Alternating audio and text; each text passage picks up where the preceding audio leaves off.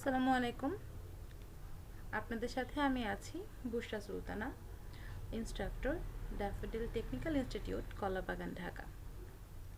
আজকে আমরা accounting theory and practice সাবজেক্টের প্রথম অধ্যায়ের প্রথম লেকচারটির ক্লাস করব। এই লেকচার থেকে আমরা যা যা শিখতে পারি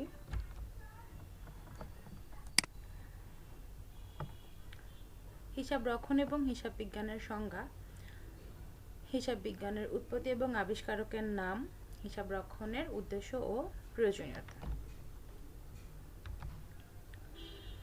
আমাদের প্রতিদিনের জীবনে অসংখ্য অর্থ সম্পর্কিত ঘটনা আমরা দেখতে পাই। তো এই সকল অর্থ সংঘটিত ঘটনা মূলত অনেক ধরনের বৈচিত্র্যময় হয় এবং প্রতিনিয়ত অসংখ্য ঘটনা ঘটে থাকে। তো যদি আমরা কোনো নির্দিষ্ট পদ্ধতিতে এই হিসাবগুলো না রাখি, তাহলে আমরা কিন্তু একটা নির্দিষ্ট সময় শেষে কোনো ধরনের আর্থিক ফলাফল জানতে পারবো না। তো হিসাব বিজ্ঞান হচ্ছে এমন একটি প্রক্রিয়া যেখানে এই ব্যবসা প্রতিষ্ঠানের প্রতিদিনের লেনদেনগুলোকে একটা আলাদা হিসাবের বইয়ে লিপিবদ্ধ করে রাখা হয় এবং একটা নির্দিষ্ট সময় শেষে, কোনো মাসের শেষে কিংবা কোনো দিনের শেষে কিংবা কোনো বছরের শেষে একটা আর্থিক ফলাফল নির্ণয় করতে পারে। তো একটা ব্যবসা প্রতিষ্ঠানের ভেতরের এবং বাইরের সকল ধরনের পক্ষরাই হিসাব সম্পর্কিত তথ্য জানতে সবসময় আগ্রহী থাকে। আর হিসাব বিজ্ঞান হচ্ছে সে সকল পক্ষদের বিভিন্ন ধরনের আর্থিক ফলাফল জানাতে পারে এবং এই আর্থিক ফলাফলগুলো সংরক্ষণ এবং পর্যালোচনার মাধ্যমে একটা ব্যবসা প্রতিষ্ঠানের আর্থিক অবস্থা কেমন বা একটা প্রতিষ্ঠানের আর্থিক অবস্থা কোন পর্যায়ের সেটি বোঝাতে পারে। আমরা এখন চলে যাচ্ছি হিসাব বিজ্ঞানের সংজ্ঞাতে। হিসাব রক্ষণ এবং হিসাব বিজ্ঞান দুটো জিনিস আলাদা। তো হিসাব রক্ষণ হচ্ছে মূলত কোনো ব্যবসা প্রতিষ্ঠানের প্রতিদিনের যে লেনদেনগুলো হয়ে থাকে সেগুলোকে একটা আলাদা হিসাবের বইয়ে সংরক্ষণ করা। তার মানে আমরা বুঝতে পারছি হিসাব রক্ষণ কোনো একটা হিসাবের বইতে শুধুমাত্র হিসাবগুলোকে সংরক্ষণ করারই নাম। এবং হিসাব বিজ্ঞান হচ্ছে একটু ব্রড কনসেপ্ট। তো হিসাব বিজ্ঞান হচ্ছে হিসাব রক্ষণের যে পদ্ধতিটা সেটার সাথে আরও কতগুলো পদ্ধতি সংযুক্ত করা।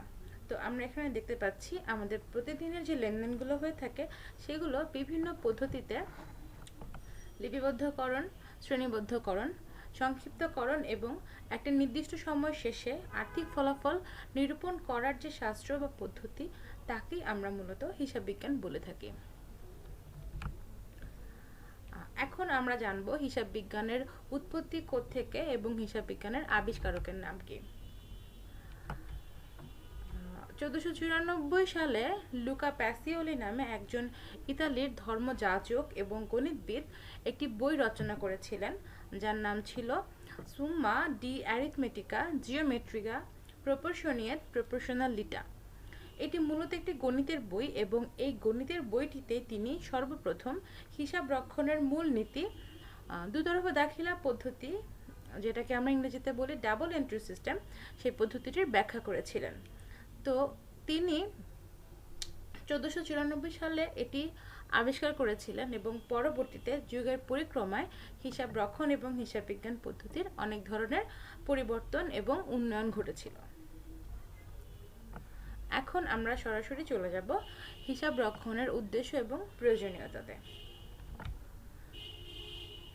হিসাব রক্ষণের প্রথম এবং প্রধান উদ্দেশ্য হলো প্রতিদিনের যে লেনদেনগুলো হয়ে থাকে সেগুলোকে হিসাবের একটা স্থায়ী বইয়ে লিপিবদ্ধ করা বা একটা স্থায়ী বইয়ে লিখে রাখা। এবং এই লিখে রাখার মূল উদ্দেশ্য হচ্ছে যখন একটা সময় চলে যাবে, একটা মাসের শেষে কিংবা একটা বছরের শেষে ওই ব্যবসা প্রতিষ্ঠানের আর্থিক অবস্থা কেমন, ওই ব্যবসা প্রতিষ্ঠান মূলত লাভ করেছে না লোকসান করেছে, নিট লাভ কত, মোট লাভ কত, সেটি জানতে পারা।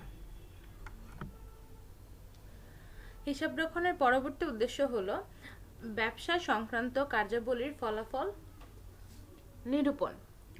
তো একটা ব্যবসার কতটুকু লাভ হলো, কতটুকু ক্ষতি হলো এবং এর সাথে সংশ্লিষ্ট যে লেনদেন সমূহ সেগুলো পরিপূর্ণভাবে জানার জন্য হিসাব রক্ষণ পদ্ধতি অবশ্যই অনেক কার্যকরী। কেননা কোনো একটা আর্থিক বছরের শেষে ব্যবসায়ী তার মোট ব্যবসার মোট লাভ, ক্রয় বিক্রয় হিসাব তৈরি করে মোট লাভ বা ক্ষতি এবং লাভ লোকসান হিসাব তৈরি করে নিট লাভ বা নিট ক্ষতির পরিমাণ জানতে পারে। তার মানে ব্যবসা সংক্রান্ত কার্যাবলীর ফলাফল নিরূপণ করার জন্য হিসাব রক্ষণের উদ্দেশ্য এবং প্রয়োজনীয়তা অগণিত। এর পরের পয়েন্টে আমরা চলে আসছি আর্থিক অবস্থা নিরূপণ। একজন ব্যবসায়ী যখন প্রতিদিনের লেনদেন সংরক্ষণ করে রাখবে এবং ওই লেনদেনগুলো বিচার বিশ্লেষণের মাধ্যমে বছর শেষে যখন সে মোট লাভ এবং নিট লাভ জানতে পারবে, তখন সে তার আর্থিক অবস্থা সম্পর্কেও জানতে পারবে। এর পরের পয়েন্ট দেনা পাওনার পরিমাণ নির্ধারণ। সুচারুরূপে বা পরিপূর্ণভাবে যদি হিসাব সংরক্ষণ করে রাখা হয়, তাহলে একটা নির্দিষ্ট দিনে প্রতিষ্ঠানের কত টাকা দেনা রয়েছে কিংবা কত টাকা পাওনা রয়েছে সেটা খুব সহজেই বের করা যায়। এর পরের পয়েন্ট আসছে ব্যয় নিয়ন্ত্রণ। তো বিভিন্ন ব্যয় যেরকম ভাড়া, মজুরি, বেতন কিংবা বিজ্ঞাপন, এই ব্যয়গুলোকে প্রতিদিনের ব্যয় আলাদা আলাদা করে হিসাবের বইয়ে সংরক্ষণ করা হয় এবং এক্ষেত্রে কখনো যদি কোনো খাতের ব্যয় অনেক বেড়ে যায়, তাহলে ব্যবসায়ী বা ওই কারবারের মালিক বা ওই ব্যবসা প্রতিষ্ঠানের মালিক খুব সহজেই তার ব্যয়গুলোকে কমিয়ে আয়ের সাথে সামঞ্জস্য করতে পারে, যার ফলে হিসাব রক্ষণের মাধ্যমে কিছু কিছু নির্দিষ্ট খাতের ব্যয়গুলোকে আস্তে আস্তে নিয়ন্ত্রণ করা যায়। কারবার পরিচালনায় সহযোগিতা। কোনো ব্যবসায়ী যদি পরিপূর্ণভাবে হিসাব সংরক্ষণ করে থাকে এবং প্রতিটি নীতি নির্ধারণ করে কেউ যদি হিসাবগুলোকে হিসাবের খাতায় লিখে রাখে, তাহলে তার কারবার পরিচালনা অনেক সহজ হয়ে যাবে। সে তার দেনা পাওনার পরিমাণ জানতে পারবে, সে জানতে পারবে তার কত টাকা আয় হলো, কত টাকা ব্যয় হলো, যার ফলে তার জন্য স্মুথলি ব্যবসাটা পরিচালনা করা অনেক সহজ হয়ে যাবে। এরপর আমরা আসছি কর নির্ধারণে। কোনো ব্যবসা প্রতিষ্ঠান যদি সঠিকভাবে এবং আন্তর্জাতিক পদ্ধতিতে হিসাব সংরক্ষণ করে রাখে, তাহলে আয়কর কিংবা কর কর্তৃপক্ষের কাছে সেটা অনেক বেশি বিশ্বাসযোগ্য এবং অনেক বেশি অথেন্টিক মনে হবে, যার ফলে তাদের কর নির্ধারণ করতে সুবিধা হবে। এরপরে আসছি আমরা সম্পত্তির রক্ষণাবেক্ষণে। কোনো ব্যবসা প্রতিষ্ঠানের প্রতিদিনের যদি হিসাব সংরক্ষণ করে রাখা হয়, তাহলে সেই ব্যবসা প্রতিষ্ঠানে বিভিন্ন ধরনের স্থায়ী সম্পদ, যেমন দালান কোঠা কিংবা আসবাবপত্র, এগুলোতে যে অপচয় হয়ে থাকে সেগুলো জানা যায় এবং কোনো ধরনের কোনো চুরি, জালিয়াতি কিংবা অন্য কোনো ধরনের ক্ষয়ক্ষতির পরিমাণ খুব সহজেই আইডেন্টিফাই করা যায় বা বের করা যায়। সর্বশেষ পয়েন্টে আমরা চলে আসছি গাণিতিক শুদ্ধতা যাচাই। তো যখন কোনো ব্যবসা প্রতিষ্ঠান একটা নির্দিষ্ট পদ্ধতিতে হিসাবগুলো সংরক্ষণ করে রাখে, তখন সেই ব্যবসা প্রতিষ্ঠানের মালিক পক্ষ জানতে পারে তার লেনদেনগুলো শুদ্ধ হলো নাকি তার লেনদেনগুলোতে কোনো গরমিল থাকলো। যদি প্রপারলি হিসাব সংরক্ষণ করে রাখা হয়, তাহলে লেনদেনগুলো অবশ্যই শুদ্ধভাবে সংরক্ষণ করে রাখা হয় এবং যখন একটা নির্দিষ্ট সময় চলে যাবে, তখন ওই ব্যবসা প্রতিষ্ঠানের লাভ, লোকসান বা ক্ষয়ক্ষতির পরিমাণ খুব সুন্দরভাবে আমরা বুঝতে পারবো। এই ছিল হিসাব রক্ষণের উদ্দেশ্য ও প্রয়োজনীয়তা। সাথে থাকার জন্য অনেক ধন্যবাদ।